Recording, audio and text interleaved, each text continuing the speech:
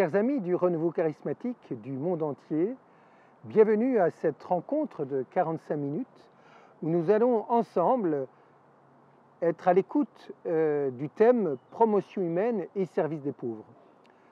Nous allons entendre l'appel du pape François, celui du cardinal Raniero Cantalamessa, qui est l'assistant ecclésiastique de Caris, et aussi de Monseigneur Zani, qui est le secrétaire de la Congrégation pour l'éducation catholique. Nous allons entendre aussi des témoignages de frères et sœurs du renouveau du monde entier, du Paraguay, du Brésil, de France, du Congo, du Togo, d'Australie. À travers leurs témoignages, nous allons nous laisser inspirer dans ce que nous pouvons engager chacun de nous nouvellement comme action au service des pauvres et de l'action sociale.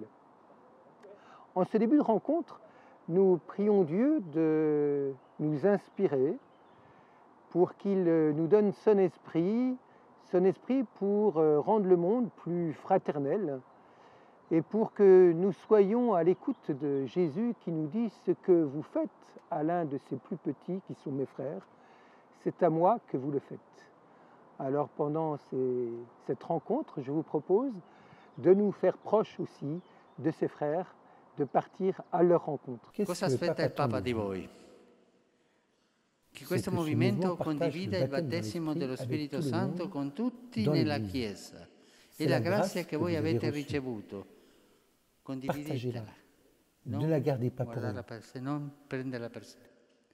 Che serva all'unità del corpo di Cristo che è la Chiesa, comunità dei credenti in Gesù Cristo. C'est très important parce que l'Esprit Saint est celui qui fait l'unité dans l'Église. Mais il est aussi celui qui fait la diversité. La personnalité de l'Esprit Saint est intéressante. Il crée une plus grande diversité avec les charismes, mais ensuite il réunit ces charismes dans l'harmonie, dans l'unité. Car comme le disait Saint Basile, l'Esprit Saint est l'harmonie. Il donne l'harmonie dans la Trinité et aussi entre nous. Et qu'il serve les pauvres, ceux qui en ont le plus de besoins physiques et spirituels. Cela ne veut pas dire que, comme d'aucuns peuvent le penser, le renouveau est à présent devenu communiste. Non, il s'est fait évangélique. C'est dans l'Évangile.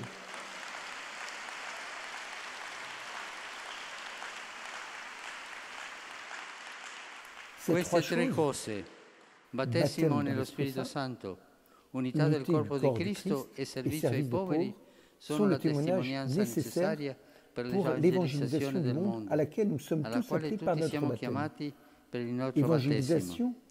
Evangelizzazione che non è proselitismo, ma principalmente testimonianza di amore. Regardez comme ils s'aiment. Come si amano. Dès ses débuts, dans les années 70, le renouveau charismatique s'est engagé pour se faire proche des pauvres, c'est-à-dire ceux qui ont le plus de besoins matériels et spirituels. On en a un témoignage vibrant à travers l'évêque de Recife, Don Helder Camara, qui a écrit avec le cardinal Suenens un ouvrage qui s'intitule « Renouveau dans l'esprit et service de l'homme ». Ce livre est un document très important. Il est une boussole pour les charismatiques, nous dit le pape François. Don Helder Camara encourageait déjà tous ses frères et sœurs du renouveau charismatique à prier et aussi à travailler avec tous ceux qui s'emploient à créer un monde plus humain et plus juste, un monde plus fraternel. Depuis 50 ans, eh bien, ce sont des millions de personnes qui tous les jours répondent à cet appel concrètement à travers des organisations mobilisées pour le service des pauvres et le renouveau charismatique s'y emploie ainsi que d'autres organisations inspirées par l'esprit. Ils sont des exemples qui peuvent nous inspirer aujourd'hui et nous mobiliser pour l'action sociale. È tempo invece che ai poveri sia restituita la parola, perché per troppo tempo le loro richieste sono rimaste inascoltate. Il est temps d'ouvrir les yeux che si aprano gli pour occhi per constater l'état vedere lo d'inégalité stato dans di lequel vivent tant de disuguaglianza familles. in cui tante famiglie vivono. Il È est temps tempo de di se retrousser les rimboccarsi manches le maniche pour per restaurer la restituire dignità, en créant des creando emplois. posti di lavoro. È Il est tempo temps de che recommencer si à se torni a scandaliser scandalizzarsi davanti devant alla la realtà réalité dei des enfants bambini souffrant de la affamati, faim, ridotti réduits en in esclavage, schiavitù, ballottés sur les sballottati proies au dalle naufrage, acque in preda del naufragio, victimes vittime innocentes innocenti de toutes di sortes de ogni violences. sorta di violenza. È Il est tempo temps que cesse che la cessino violence le à l'égard des violenze femmes sulle donne et e qu'elles queste soient siano rispettate e respectées non et non trattate come traitées merce comme di une monnaie scambio. d'échange. È Il est tempo temps de che briser si le cercle spezzi de il l'indifférence cerchio pour redécouvrir dell'indifferenza la per beauté de la ritornare a rencontre et scoprire du dialogue. la bellezza dell'incontro e del dialogo. Il est temps È de se tempo di incontrarsi. rencontrer. È il C'est le momento moment dell'incontro. de la rencontre. Si Se l'umanità, l'humanité, se si nous noi les hommes et les uomini e femmes donne non n'apprenons impariamo pas a à nous incontrarsi, rencontrer, nous allons vers andiamo verso una une fine fin molto très triste. triste. Grazie Merci aux pauvres qui ai ouvrent leur poveri che cœur pour aprono nous il donner cuore leur per richesse darci et guérir nos cœurs blessés. la loro ricchezza e guarire il nostro cuore ferito. Grazie Merci per pour questo ce courage. coraggio. Plusieurs initiatives sociales nées au sein du renouveau charismatique touchent les personnes de la rue. C'est le cas de la communauté Tongamie, fondée en Corée du Sud et présente au Paraguay. Elle nous raconte l'histoire d'Hugo. L'histoire d'Hugo. Un jour, on a été informé qu'un homme avait été abandonné. Il a été trouvé dans la salle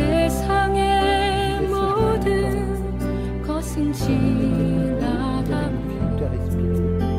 변하지 않는 것은 오직 주님뿐 세상 기쁨 슬픔 모든 감정들도 모두 다 지나간다오 avait été abandonné auparavant. 나를 오직 주님뿐이여라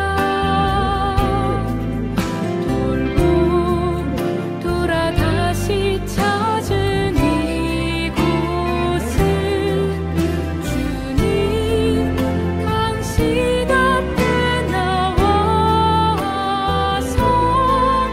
내 모든 것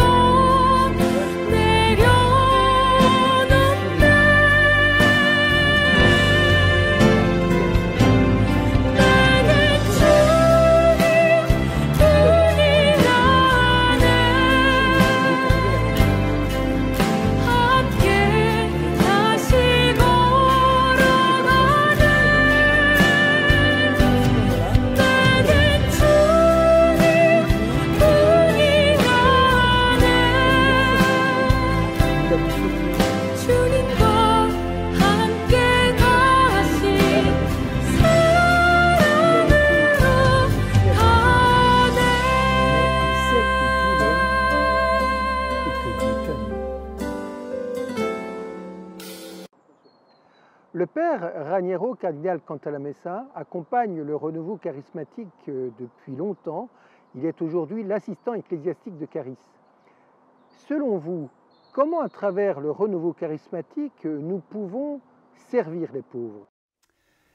Chers frères et sœurs qui cherchaient à amener le courant de grâce du renouveau charismatique dans le domaine de la promotion sociale, paix à vous et grâce de notre Seigneur Jésus-Christ. Je commencerai immédiatement par la question que vous vous posez tous. Comment traduire en pratique et donner un contenu réel à l'option préférentielle pour les pauvres que l'Église afessienne au Concile Vatican II et que notre Saint-Père François a mis en œuvre et recommandé de manière exemplaire. Par pauvres, nous n'entendons pas seulement ceux qui manquent de ressources matérielles, mais aussi ceux qui manquent de santé, de travail, d'éducation, de liberté. Ils n'ont pas besoin de nos bons sentiments, mais de faits. Les bons sentiments seuls ne serviraient qu'à apaiser notre mauvaise conscience. Ce que nous devons faire concrètement pour les pauvres peut se résumer en 3 mots: les aimer, les aider, les évangéliser. D'abord donc, aimer les pauvres. Aimer les pauvres, c'est d'abord les respecter et reconnaître leur dignité. En eux, précisément, à cause de l'absence d'autres titres et de distinctions accessoires, la dignité radicale de l'être humain brille plus fort. Cette dignité du pauvre doit d'abord être honorée et respectée au sein de l'Église, dans nos assemblées et institutions. Puisse-t-il y avoir un endroit sur terre où ils se sentent vraiment chez eux, accueillis, et pas seulement tolérés. Que l'apôtre déplora à Corinthe ne se produise pas dans nos assemblées, que certains souffrent de la faim et d'autres de la suralimentation. Aimer les pauvres, c'est aussi leur demander pardon. Le pardon de ne pas avoir été capable de leur tendre la main véritablement et joyeusement. Pour les distances que malgré tout nous maintenons entre eux et nous. Le pardon de vivre avec une indignation réflexe et passive face à l'injustice. De la démagogie à leur égard. De la parole à chacun, tentant ainsi de légitimer notre vie tranquille. De toujours exiger la certitude mathématique de ne pas être trompé afin de faire le moindre geste envers eux. De ne pas reconnaître en eux le tabernacle vivant du Christ, pauvre et méprisé. De ne pas être des leurs. Merci, Père Raniero, pour votre éclairage. Nous servons les pauvres en leur tendant la main de manière sincère et joyeuse, en reconnaissant en eux le tabernacle vivant du Christ pauvre et méprisé. Dani, médecin et bénévole pour la communauté Shalom au Brésil, raconte une telle rencontre avec des enfants déshérités.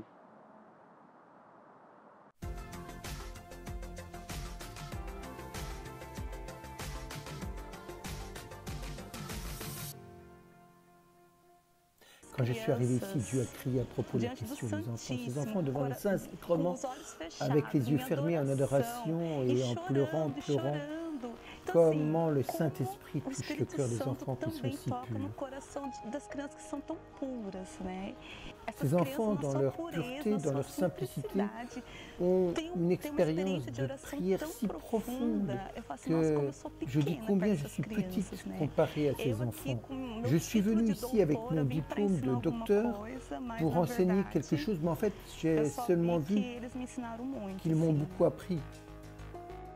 Un jour, nous sommes allés dans les maisons et je suis tombée sur un garçon qui avait une microcénose, qui ne parle pas, qui ne marche pas, qui n'est pas à l'école, qui n'a aucun stimulus. Et cet enfant a souri, pas tant à ma vue, car il a aussi une basse vision, mais à ma voix. Il ne me connaissait pas, mais quand j'ai dit son nom, il a ri, il a joué.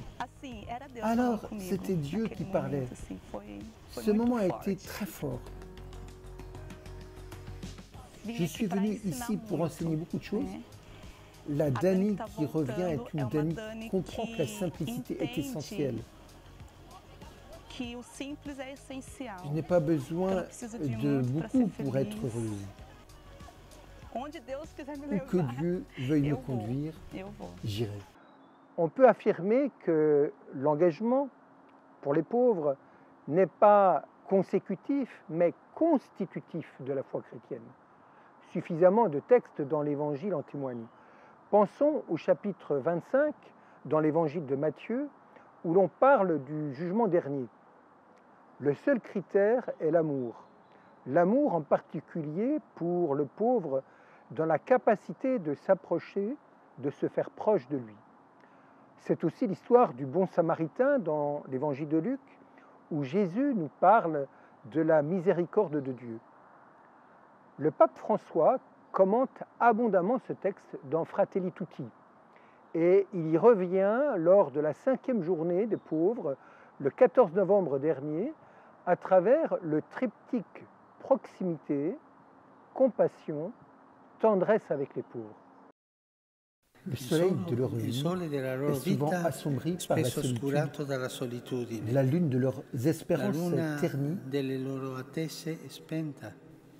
et les étoiles de leurs rêves sont tombées dans le noir. Leur vie a été ébranlée.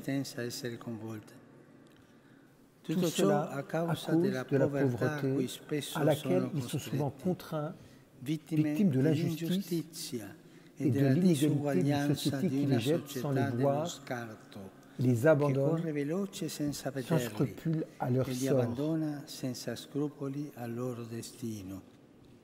Et aujourd'hui, c'est comme si l'Église disait « Arrête-toi »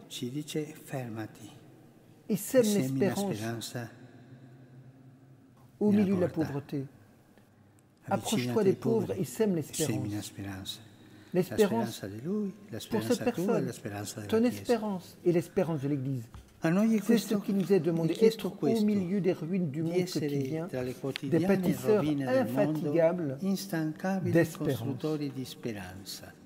Être la lumière quand le soleil s'assombrit, être des témoins aimants de la compassion au milieu du désintérêt généralisé, être une présence attentive au milieu de l'indifférence croissante, témoins de la compassion. Nous ne serons jamais capables de faire le bien autrement qu'en faisant preuve de compassion. Tout au plus, nous ferons de bonnes choses, mais elles ne touchent pas la voie chrétienne parce qu'elles ne touchent pas le cœur.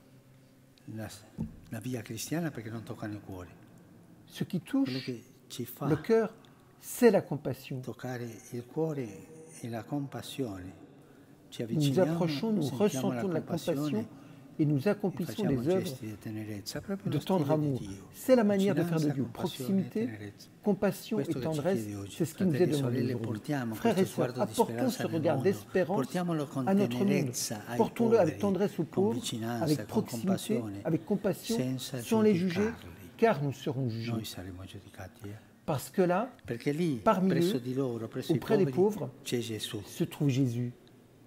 Parce que là, en eux se trouve Jésus qui nous attend. Les pauvres trouvent les mots simples et tendres pour parler de l'amour de Dieu. Haussmann fait partie des personnes qui ont vécu l'exil et qui sont accueillies en France à l'Ermitage à Versailles. En plus d'avoir une adresse et un toit, la communauté Fondation les accompagne dans leur démarche de demande d'asile et pour défendre leurs droits. Ma vie de tous les jours, ici à l'Ermitage, est riche d'enseignements. Ça m'a permis vraiment de me retrouver. Bonjour Ousmane. Bonjour Marie. J'étais venue pour me renseigner, prendre des renseignements sur Domazil. En un mot, vous m'avez bien accueilli. Moi, je remercie aujourd'hui le bon Seigneur. Il s'est manifesté ce jour-là à travers vous. Parce que je peux venir me repartir, mais vous avez prêté attention à mon histoire. Vous avez prêté attention à ma personne. En m'écoutant, en étant attentive, et vous m'avez tendu ce que moi j'appelle la main de Dieu.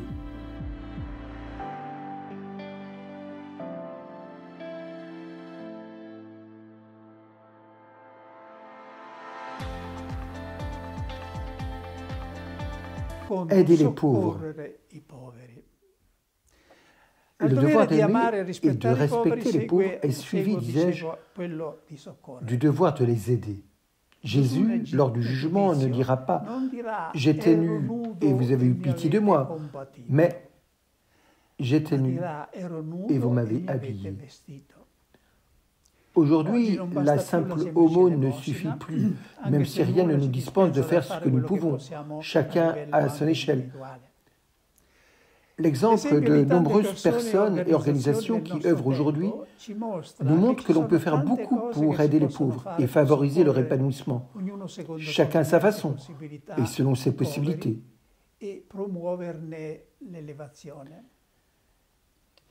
Certains peuvent être appelés à utiliser leurs ressources culturelles, leurs compétences commerciales, ou encore leur prestige ou leur pouvoir politique pour aider les pauvres.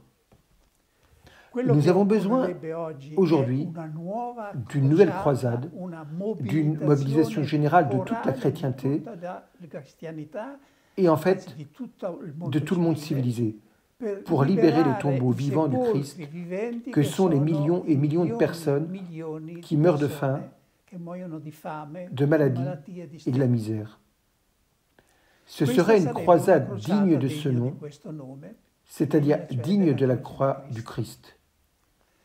Réjouissons-nous et rendons grâce à Dieu car, ne serait-ce que dans une petite mesure,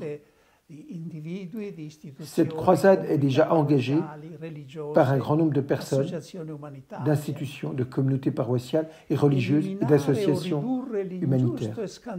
Éliminer ou réduire le fossé injuste et scandaleux qui existe dans le monde entre quelques très riches et la masse infinie des pauvres est la tâche la plus urgente que le dernier millénaire a transmis à celui dans lequel nous sommes entrés. Ce sont des communautés qui se mobilisent et aussi parfois des personnes qui entendent l'appel de l'Esprit à se mobiliser pour des causes particulières. L'aide alimentaire, un toit, un service de santé ou encore l'accès à l'éducation.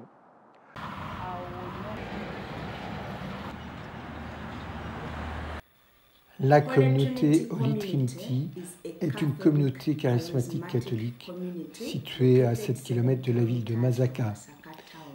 Elle est entourée de familles frappées par la pauvreté.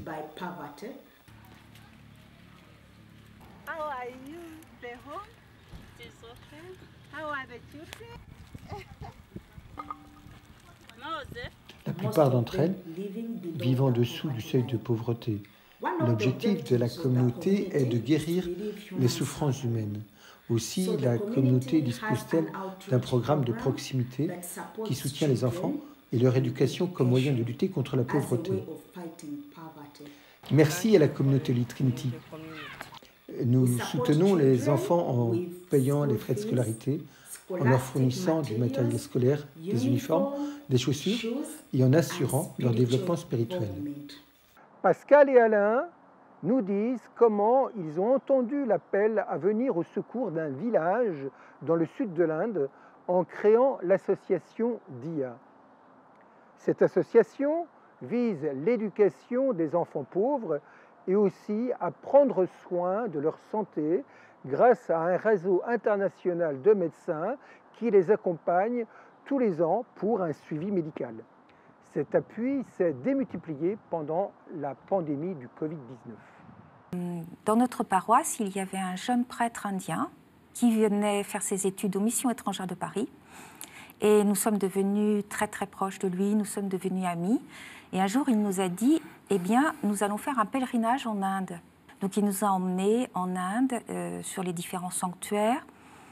Et puis, à l'occasion de ce pèlerinage, il nous a emmenés dans son village. Il avait envie de nous présenter tout simplement ses parents.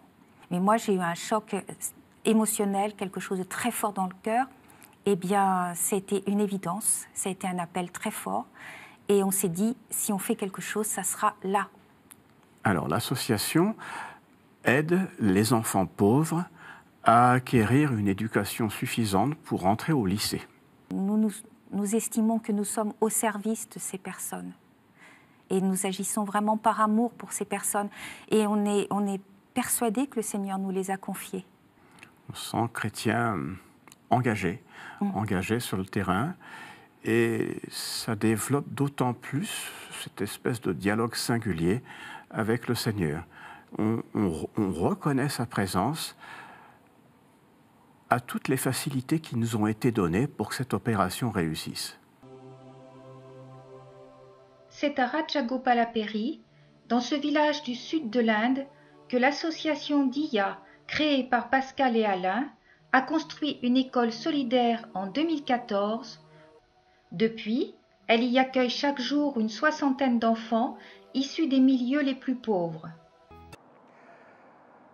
L'action sociale qui est engagée par le renouveau charismatique bénéficie souvent de partenariats avec d'autres réalités sociales ou ecclésiales, comme on vient de le voir avec DIA en Inde. C'est le cas aussi de l'association Via Pacis, originaire d'Italie, qui collabore avec les sœurs franciscaines au Congo-Brazzaville, en bordure de la forêt équatoriale, auprès de populations qui manquent des ressources les plus élémentaires. L'association Via Pacis du renouveau charismatique catholique, en collaboration avec les sœurs franciscaines, travaille depuis des années au Congo-Brazzaville pour aider les plus pauvres dans la région de Sembé, à la lisière de la forêt équatoriale. Il s'agit d'un territoire très pauvre qui manque même des produits de première nécessité. Nous avons accordé une attention particulière aux malades et aux enfants. La plus grande urgence est de permettre l'accès à l'école aux jeunes et aux enfants, surtout les plus marginalisés, les pygmées. C'est pour cette raison que des écoles ont été construites. L'éducation a un rôle primordial pour un meilleur avenir, tant sur le plan personnel que social, et aussi parce que cela a créé la possibilité pour les deux tribus qui ont toujours été en conflit, les Pygmées et les Bantous, de se rencontrer et de s'intégrer. C'est grâce à l'école que cette nouvelle génération peut rêver d'une coexistence fraternelle. Le service, c'est aussi notre travail. Il fait fructifier nos talents et donne un sens à notre vie. Ceux qui ne vivent pas pour servir ne servent pas à grand-chose dans cette vie.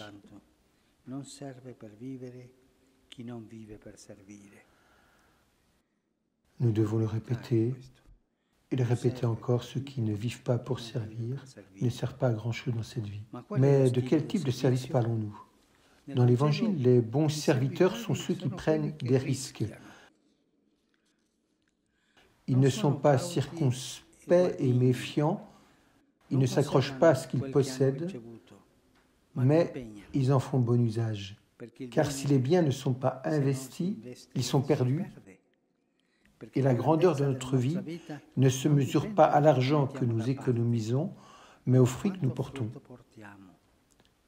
Combien de personnes passent leur vie à accumuler des biens en se préoccupant uniquement de leur bien-être et non du bien qu'elles peuvent faire? Mais comme elle est vide, une vie qui est centrée sur ses propres besoins et aveugle aux besoins des autres. Le pape François nous invite à organiser l'espérance, à la rendre concrète dans la vie quotidienne et dans nos organisations, nos milieux de vie, pour les transformer en profondeur et rendre présent le royaume de Dieu. C'est la charité qui inspire tout engagement référé à la doctrine sociale de l'Église, la charité qui est le cœur spirituel de l'action sociale et politique dans l'amour préférentiel pour ceux qui en ont le plus besoin, nous dit le pape François dans Fratelli Tutti.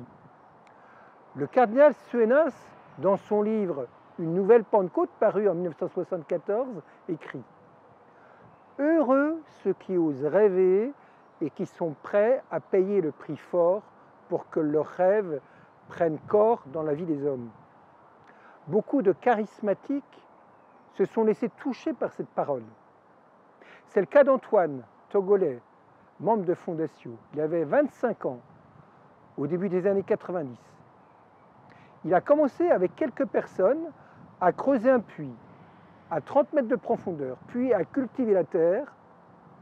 Des gens l'ont rejoint, puis tout un village qui a voulu offrir des conditions de vie transformées grâce à ce puits, grâce à l'eau qui a permis l'agriculture, puis à la construction d'une église et d'écoles.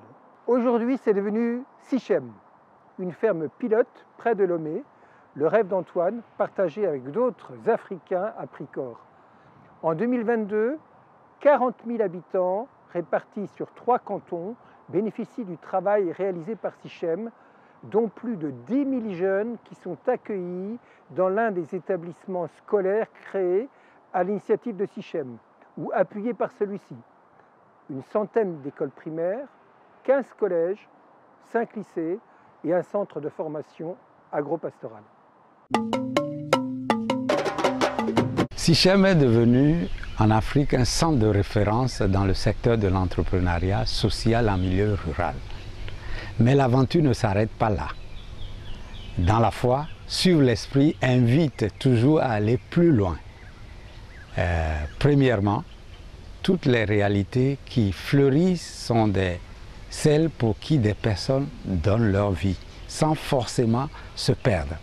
Mais en se donnant, on reçoit plus que l'on donne. Le monde actuel nous fait croire que c'est en se préservant qu'on vit. Jour après jour, on découvre que ce n'est pas ça.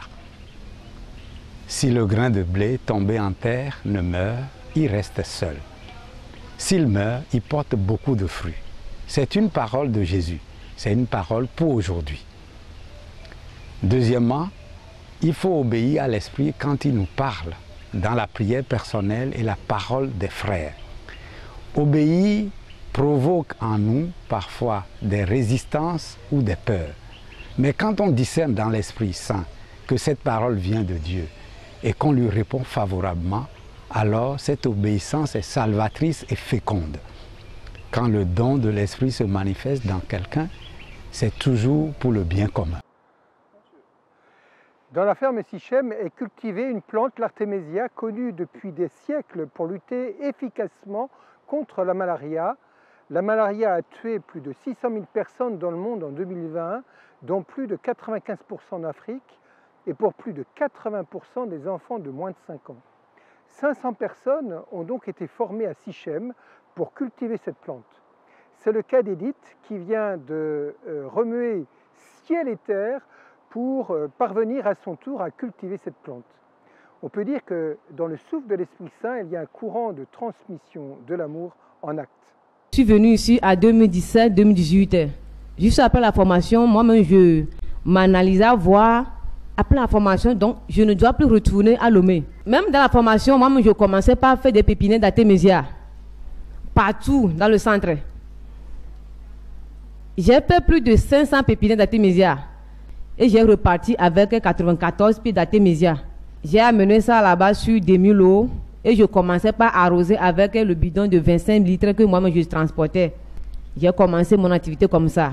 Produire les pépinières de tomates, boma, laitue, tout ça là. Et c'est cet argent que je me nourrissais. À ma grande surprise, au début de l'année 2020, j'ai lancé une production plus de 3000 pieds d'artémésia, plus de 2 tonnes d'artémésia.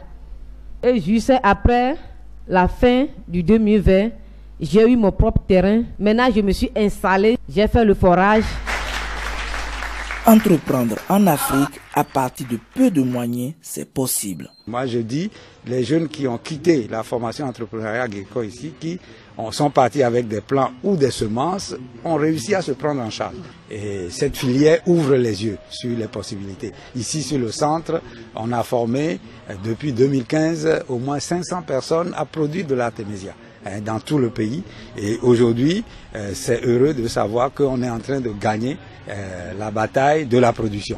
Notre ambition, c'est de mettre l'Afrique debout, de faire en sorte que, ici en Afrique, on soit capable et conscient de donner autant qu'on reçoit, de faire ce va-et-vient-là, et que la misère qu'on côtoie dans notre pays, dans notre continent, puisse disparaître. Cette vision et ces objectifs-là ne sont pas atteints, mais ce n'est que partie remise, et on doit continuer à travailler, et les générations futures pour cela. On a un pays où il y a tout. Il manque des hommes et des femmes pour faire de notre pays un paradis sur terre. C'est possible. Avec l'appui des gouvernants, avec des politiques, on peut faire de notre pays un paradis sur terre où tout le monde est heureux.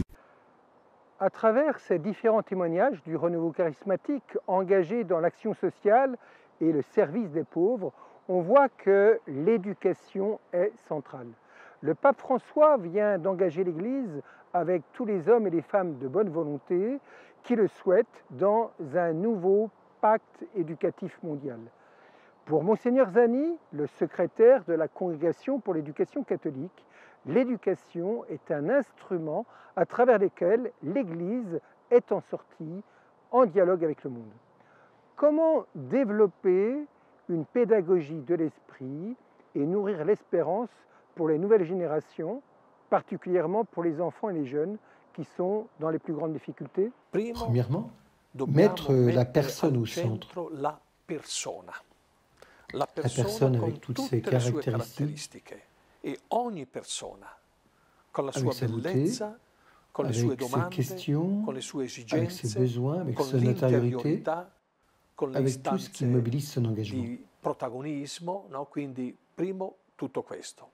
Secondo, Deuxièmement, educare éduquer la pensée. il pensiero, il sapere, le La connaissance et la e le compréhension conoscenze che riguardano doivent irriguer tous tutti les gli domaines de la ambiti vie. della vita, l'economia, la politica, la scienza, il mondo, l'arte, la musica, lo sport. La persona che apre il Il s'agit d'apprendre à ouvrir sa pensée de manière globale à toutes les connaissances, mais des connaissances qui doivent être acquises, non pas pour se réaliser comme individu, mais pour se mettre à la disposition du monde, au service. Ed è la terza Troisièmement, indicazione che il Papa dice: noi dobbiamo avoir avere du il courage, coraggio di l'engagement. investire Investir pour aider les gens à se mettre au persone service du bien a commun. mettersi al servizio del bene comune. Ce Quindi sont queste les sono trois le tre indications. indicazioni. La La persona, personne, i saperi, la pensée, le conoscenze, e terzo, et le tutto courage. Tout questo cela pour per être les essere protagonistes d'un protagonisti di un changement dans le monde. cambiamento.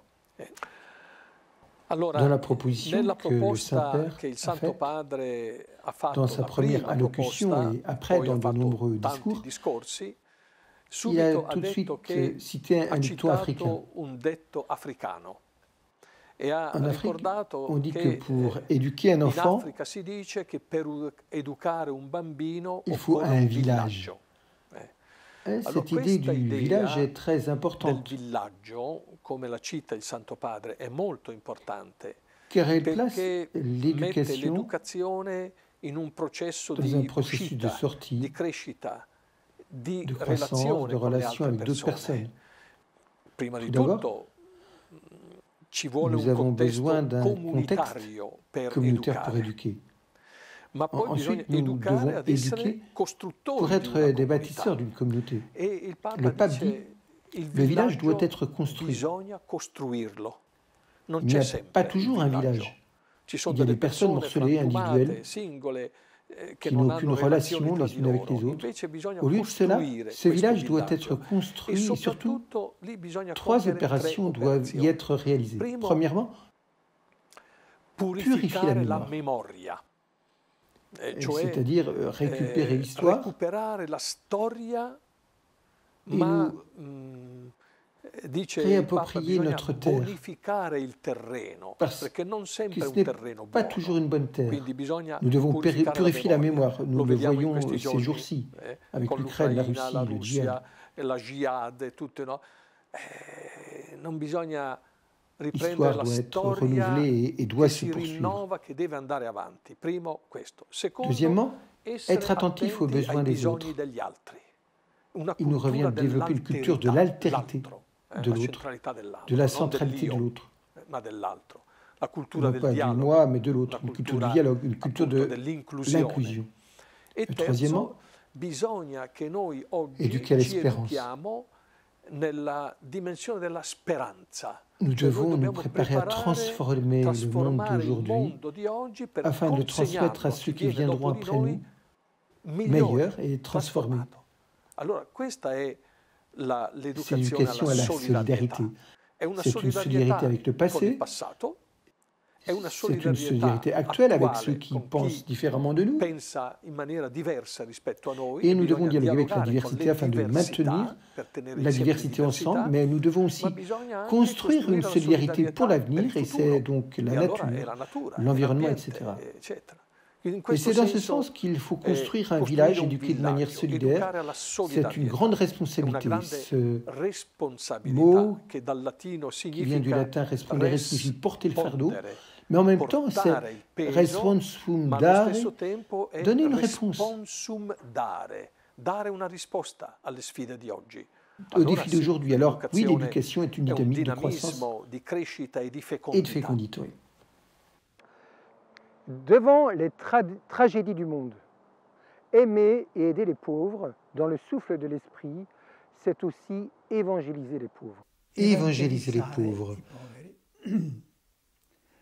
Après avoir aimé et aidé les pauvres, évangéliser les pauvres. C'est la mission que Jésus a reconnue comme étant la sienne par excellence et qu'il a confiée à l'Église. Nous qui voulons servir le courant de grâce de l'Esprit Saint, ne devons jamais oublier quelle est la première chose que doit faire le disciple du Christ qui a reçu l'onction de l'Esprit, apporter la bonne nouvelle aux pauvres. Nous ne devons pas laisser notre mauvaise conscience nous conduire à commettre l'énorme injustice de priver de la bonne nouvelle ceux qui en sont les premiers et les plus naturels destinataires. Peut-être en utilisant le proverbe « un ventre affamé n'a pas d'oreille » comme excuse. Jésus a multiplié les pains et en même temps aussi la parole. En effet, il a d'abord administré la parole, parfois pendant 3 jours de suite, puis il s'est aussi préoccupé des pains. Les pauvres ne vivent pas seulement de pain, mais aussi d'espérance et de toute parole qui sort de la bouche de Dieu. Les pauvres ont le droit sacro-saint d'entendre l'Évangile dans son intégralité et non dans une édition réduite, adaptée et pratique. Ils ont également le droit d'entendre la bonne nouvelle d'aujourd'hui. Heureux êtes-vous les pauvres. Oui, bénis en dépit de tout, car une immense possibilité s'ouvre devant vous, une possibilité exclue ou très difficile pour les riches, le royaume, c'est-à-dire la vie éternelle. Dans la joie de l'Évangile, le pape François nous dit que l'Esprit Saint, par ses dons, renouvelle et édifie toute l'Église, qui évangélise aussi par divers charismes. Les charismes donnent l'audace et la créativité tous les jours. Écoutons Robbie, qui nous parle de l'engagement de la communauté de l'Emmanuel à Brisbane en Australie. Elle accueille 7 jours sur 7, dans le courant de grâce du renouveau charismatique, tous ceux qui sont dans des besoins matériels et spirituels. Mon nom est Robbie Curtis et je suis directeur de l'Emmanuel City Mission à Brisbane. Nous sommes ouverts 7 jours sur 7 pour les personnes de la région qui font l'expérience d'un changement de leur vie, qu'il s'agisse de personnes sans abri, de personnes sortant de prison, de personnes qui se retrouvent dans des circonstances inattendues et qui ont besoin d'un endroit où venir pour recevoir des services essentiels, de l'hygiène à la nourriture, en passant par du temps pour se sentir accueilli, pour parler, pour cheminer, être encouragé. Et finalement, c'est l'inspiration du pape François pour Caris et le document autour des pays du renouveau qui nous inspire à offrir le baptême dans l'Esprit Saint, le partager avec la communauté, pour les individus, la communauté locale, l'Église, le monde, comme une famille inspirée pour l'unité chrétienne. Et nous voyons cela ici, nous voyons diverses autres réalités dans le service des soins, venir ici et collaborer avec nous de manière ponctuelle et permanente, et puis surtout, l'Évangile selon Matthieu 25, les œuvres de miséricorde, les œuvres envers les pauvres et les œuvres pour être un lieu où nous pouvons être incommodés pour le bien des plus favorisés de Dieu. Les petits, ceux qui sont perdus, les malades, les mourants, les prisonniers, les abandonnés, les victimes et même les coupables. Et en réponse au fait d'être cette Église, comme il le dit dans la joie de l'Évangile, une Église meurtrie, sale et blessée, dans la rue, comme un hôpital de campagne pour les malades. Eh bien, sous la direction de cette communauté, nous, la communauté de l'Emmanuel, avons consolidé nos efforts pour que le dimanche soit une journée de communauté au cours de laquelle, de l'homme de la rue au jeune professionnel ou à la famille à des personnes âgées, peu importe qui passe, nous venons ici, nous adorons ici dans la plénitude de la messe catholique, dans la plénitude de l'expression du renouveau charismatique, dans notre foi, sans oublier d'offrir un café ou un bol de céréales ou quelque chose à manger à ce moment. En Océanie, en Asie, en Amérique, en Afrique, en Europe, sur tous les continents, nous voyons l'esprit à l'œuvre dans l'action sociale et le service des pauvres, dont le renouveau charismatique a le souci. On l'a vu, des initiatives nombreuses ont fleuri depuis 50 ans.